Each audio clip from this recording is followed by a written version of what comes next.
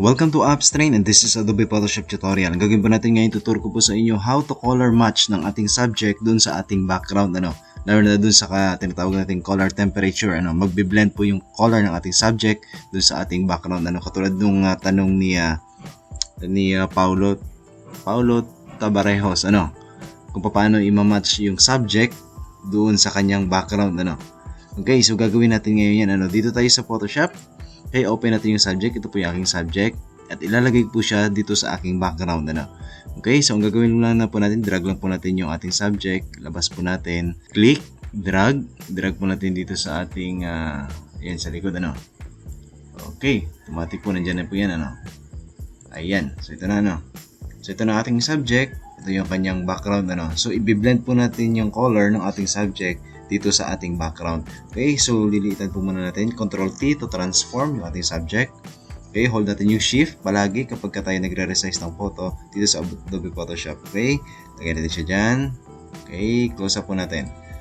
So gagawin muna tayo ng selection. Okay, selection po muna tayo para i-mask natin. Kukuhain natin yung ating subject. Okay, gagamitin ko lang para mabilisan ng quick selection tool. Okay, click, drag, hold the mouse. Select natin yung ating subject. Okay, so click, drag, hold the mouse. Okay, ayan. So, i-press na natin yung Alt para mag-deselect. Mababawasan yung selection. Okay, hold natin yung Alt key. Then, drag lang po natin doon sa di-deselect po natin. Okay.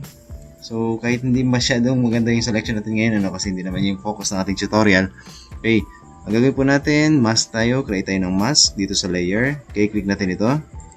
Okay, yan. So, ito na yung ating subject. Wala na siyang background. Control minus natin. Okay, so i-match po natin yung kanyang color. Ilagay natin sa gilid. Yan.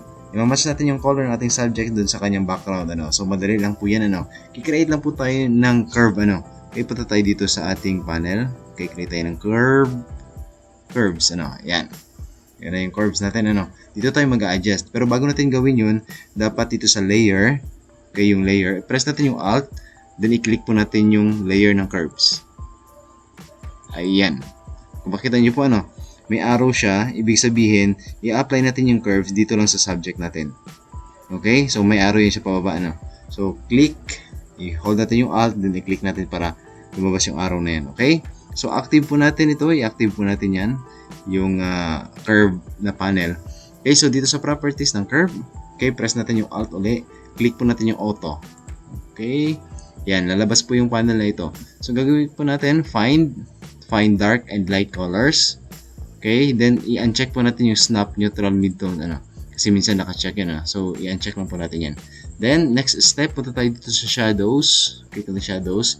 Okay, so hanap tayo ng color, shadows. So hanap tayo ng color.